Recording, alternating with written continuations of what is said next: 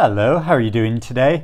I have a very big pile of some extremely interesting sounding new books that I haven't heard too many people discussing, so I'd love to know if you have read any of these books and would recommend them, or if you're interested in reading them now after I discuss them. Please let me know about that in the comments below. I'd love to get your suggestions. So all of these books are newly published in the UK this month. Many of them were kindly sent to me by publishers. A few of them I bought myself as a special treat. So I'm going to go through them. First off, there is The Unfolding by A.M. Holmes.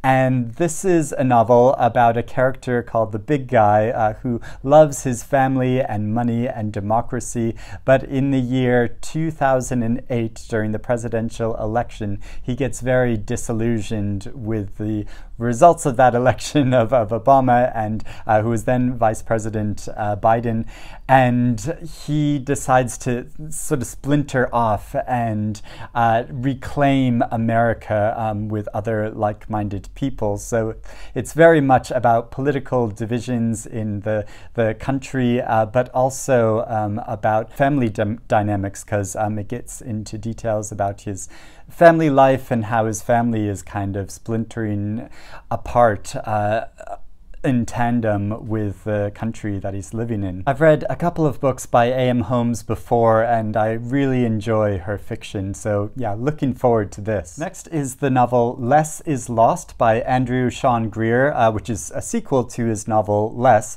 which won the Pulitzer Prize for fiction, and this follows this main character who is a novelist during the time of the financial crisis and shortly after the death of a former lover of his, and he travels across the country on a series of literary gigs. So sort of like A.M. Holmes' book is kind of an examination of contemporary America. Now, I've not read the first novel, Less, yet, so I do want to be sure to read that before getting to this new novel. And I can't believe that I haven't read that first novel yet, because I've read Andrew Sean Greer's fiction before and really enjoyed it. I mean, his novel, The Story of a Marriage, I think is absolutely brilliant. So yeah, I do want to get to these. Also, the writer Marlon James gives a little blurb on the cover of this novel, calling it unforgettable. And really excitingly, just the other day at the Booker Shortlist party, I got to meet Marlon James. I took a very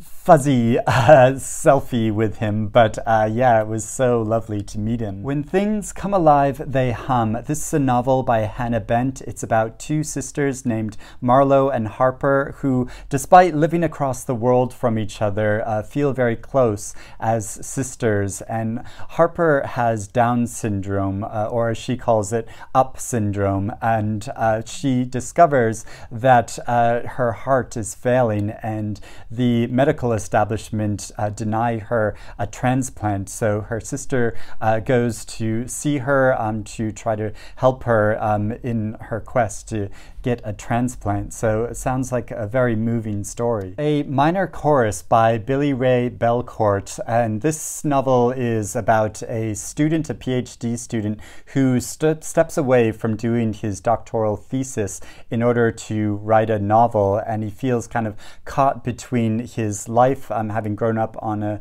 reservation and the intelligentsia of the academic surroundings for his PhD. And it's also about the marginalization of queer life. And I was really excited to be sent an advance copy of this novel, because just recently it was listed for this year's Giller Prize, the Canadian Book Award. The Censors Notebook by Liliana Corobca, and the author of this novel is an expert in censorship under communism in Romania, and this story is very much about that, of a woman that was working in the censor's office during the time of communism in Romania, and she was responsible for destroying a lot of material that was censored, but she secretly kept a number of things and sort of smuggled them out. So this is the the story of some of that material that was smuggled out. It's quite a long novel. It's almost 500 pages long, but yeah, sounds like an absolutely fascinating subject. A new translation that could be nicely paired with that previous book is Clouds Over Paris by Felix Hartlaub, and this is a nonfiction account of the time the author spent in occupied Paris. He was a German soldier that was stationed there, but he was an art historian and kind of a dissident that I think was thrown out of the Nazi party, and this is his observations of Paris during that time, just sort of the ordinary life of the city, and it also shows some of his sketches, so you can see that, as well as the translations of his notebooks and all of his observations about city life under occupation. There's a new short story collection called Ravished by the Welsh writer Anna Vaught, and these stories are described as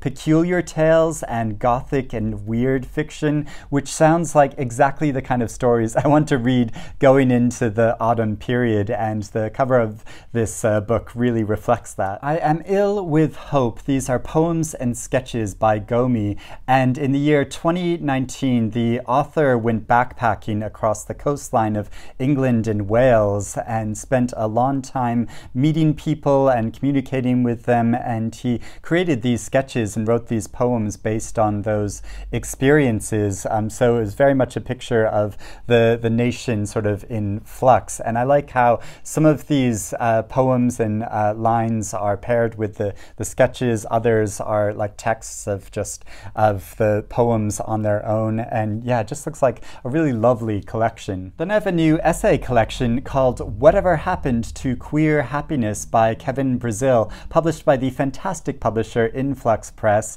and he queries in this exactly what the title says, why so many tales about queer life revolve around alienation and rejection and despair. He wants to look more at togetherness and community and joy in queer life. One of these essays is called Looking for Wolfgang, which is focusing on the photographer Wolfgang Tillmans, and yeah, I just think it'll be really interesting to peruse, because yeah, I noticed that about like so much fiction and movies that focus on queer life. They often focus on the darker aspects of queer life, you know, rather than the celebratory parts of it. I also have a group of new memoirs and autobiographies about a really interesting range of lives and experiences. So first off, I want to point out the new paperback edition of Bernardine Evaristo's memoir called Manifesto has just been published. It's a really lovely copy. So I read this when it first came out at the end of last year in hardback. It's a really fascinating story about her perseverance in her art and writing, but also her really interesting experiences growing up in London, and yeah, her meditations on race and belonging and art and culture, and yeah, so it includes a number of photographs from her life as well, and yeah, it's just a real pleasure to read. Voice of the Fish by Lars Horn, and this is a memoir which is a kind of experimental meditation on trans life as mediated through aquatic life and tales of mythology in underwater life, and which sounds like a really fascinating way to approach the subject matter. It kind of reminds me of that wonderful memoir called My Life as a Unicorn, where the author was sort of meditating on how he identified so much more with underwater creatures than with other people, and so yeah, this sounds like a really interesting way of approaching life. The Stranger Who Was Myself by Barbara Jenkins, and speaking of Bernardine Evaristo, there's a blurb from her right here at the top, and she calls it a gorgeously written memoir and a deeply pleasurable and entrancing read. So this is the story of the author's life. She was born in colonial Trinidad, but then she moved to live and work in Wales, but then traveled back to Trinidad when the country was made newly independent. So had a really interesting perspective on nationality and how her own identity fit in with these two different countries. Solito by Javier Zamora, who was born in El Salvador in 1990 and was separated from his parents at a very young age, but when he was 9 years old, he embarked on a journey to try to be reunited with them in the United States. And so this follows that very dramatic journey during which part of it he spent on his own trying to survive. And the author Ruman Alam says of this book, if there's any justice, Solito will someday be considered a classic. Now I'm conscious I've been quoting a number of blurbs on these books, and the next book I want to talk about is about blurbs themselves, called Blurb Your Enthusiasm by Louise Willder. And this is an examination of the history and the practice of blurb writing on books and publishing, and she worked in this for a long period of time. And so yeah, it's looking at how these influence our opinions about books before we've even read them, in ways that we might not even realize or expect, or sometimes we might consciously choose to avoid looking at any blurbs because we have issues with them, and about the whole culture of blurbs in the literary arena. But I think it approaches it from a very fun and playful way. On the very cover, there's a picture of a book, and it calls it a tour de force, and so it's almost like playing with that, but also how it questions whether you can sell a book without a cute animal on the cover, so then puts a little drawing of a mouse. So yeah, I think this would be really fun to read through. Another really fun sounding new nonfiction book is The Secret Life of Fungi by Aliya Whiteley, and this is all about the weird and wondrous world of fungi, how they influence our lives in ways that we don't even necessarily realize, and how we're more closely related to them than we might realize as well. And I got really interested in this subject when a year ago I read the fantastic book Entangled Life, and I've been wanting to read more about fungi since then. So yeah, I think this will be a great thing to dive into. Sometimes when I get new books, there can be a weird coincidental crossover in subject matter or even titles, as there are with these two books. So one is called Where the Light Gets In, and the other book is called After the Lights Go Out. And so yeah, these books really are very different from each other, but yeah, I just wanted to point out that weird coincidence. So Where the Light Gets In by Zoe Coyle is about a young woman that's finally starting to establish her life in London and start a relationship, but then she gets the news that her mother in Australia is dying and is living under very painful circumstances, and so wants to end her life. And so it's about the issue of assisted dying, which the author sadly has a lot of experience with. So yeah, it's exploring that subject matter. Then there is After the Lights Go Out by John Vercher, and this is a novel about a biracial MMA fighter who's in his 30s but already considered over the hill, and how he's trying to have a comeback in fighting, but how he also is diagnosed with pugilistic dementia, and how that impairs his ability to live. But also his father is suffering from the late stages of Alzheimer's.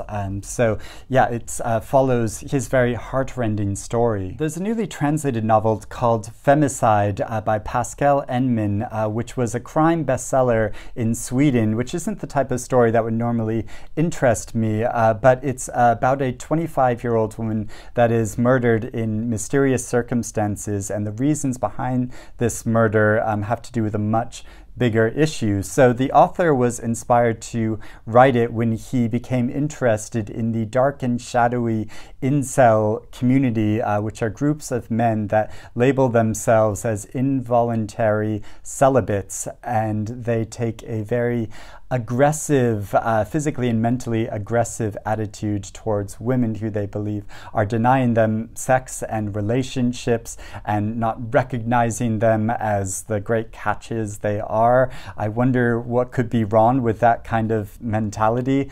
So yeah, is investigating sort of this issue through this crime story. And finally, I have another crime novel, which just like the premise of this sounds so fun, I couldn't resist it, called The Woman in the Library by Australian crime writer Sulari Gentile. And this is the story of a woman that is murdered in the Boston Public Library, and 4 individuals in that library hear her scream, and then there's an investigation to find out who killed her. And during that investigation, these suspects or individuals that witnessed this crime reveal more about themselves than they intended to do. And I used to live in Boston and would enjoy going to the Boston Public Library, so yeah, I'm just really fascinated that it's set there, and want to sort of return to that location. So those are all the new books that I want to talk about, and like I said, if you've read any of these and would recommend them, please let me know about that in the comments below, or if you're interested in reading